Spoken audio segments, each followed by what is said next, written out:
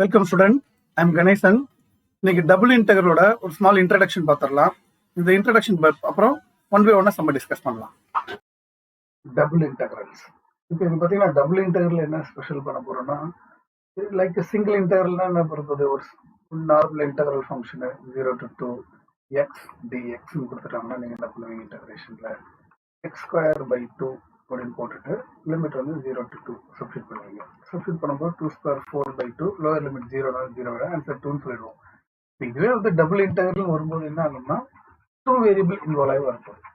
So அப்போ 2 variable involve ஆகி 2 integral வரும்போது உங்களுக்கு என்னன்னா, நம்ம வந்து ஒரு வேரியபிள்ல முதல்ல இன்டெகிரல் பண்ணிட்டு அப்புறம் இன்னொரு வேரியபிள்ல இன்டெகிரல் பண்ணணும். சப்போஸ் முதல் வேரியபிள் எக்ஸ்ல இன்டெகிரல் பண்ணும்போது ஒய்யை கான்ஸ்டன்டா வச்சுக்கணும், எக்ஸ்ல இன்டெகிரல் பண்ணும்போது ஒய்ல இன்டெகிரல் பண்ணும்போது எக்ஸ்ல கான்ஸ்டன்டா வச்சுக்கணும். இப்படி மாத்தி பண்றேன். ஃபார் எக்ஸாம்பிள் இப்போ எடுத்துங்க, 0 to 1, 0 to 2 இது இருக்கு. எக்ஸ் ஒய் டிஎக்ஸ் டிஒய்னு கொடுக்குறான்னு வச்சுங்களேன். இப்போ இதுல வந்து நம்ம டிசைட் பண்றோம், எக்ஸ்ல முதல்ல இன்டெகிரல் பண்ணணும். This is called inner integral. பார்த்தீங்கன்னா 2 இன்டெகிரல் இருக்கு. ஒன்னு வந்து with respect to x, another one with respect to y. இதுக்குள்ள இருக்கிறது வந்து இன்னர் இன்டெகிரல், அதோட லிமிட் தான் இங்கே வர்றது.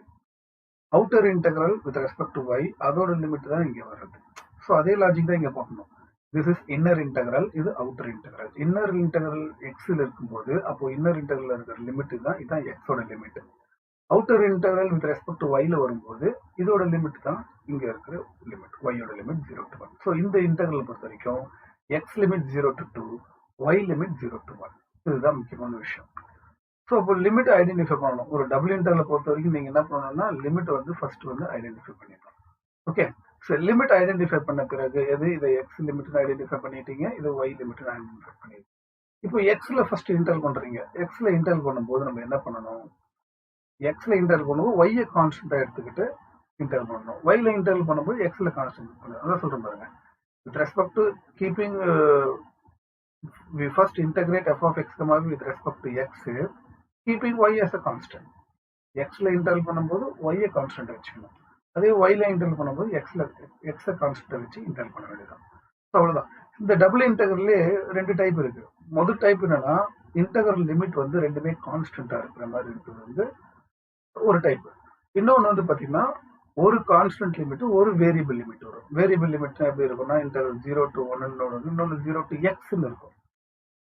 So one of the limit வந்து வேரியபிள் வந்துச்சுன்னா அது செகண்ட் டைப் ப்ராப்ளம். ஸோ இது வந்து டைப் 1 ப்ராப்ளம், இது வந்து டைப் 1 ப்ராப்ளம், இது வந்து டைப் 2 ப்ராப்ளம். டைப் 2 ப்ராப்ளத்துல ஒன் ஆஃப் த லிமிட் வந்து வேரியபிள் வரும். வேரியபிள் வந்துச்சுன்னா எக்ஸ் இருந்தா அது ஒய்யோட லிமிட், ஒய் இருந்தா அது எக்ஸோட லிமிட். அந்த லாஜிக்கை நீங்க ஃபாலோ பண்ணணும். சம் போடும்போது நான் அதை பத்தி கிளியரா எக்ஸ்பிளைன் பண்ணுவேன்.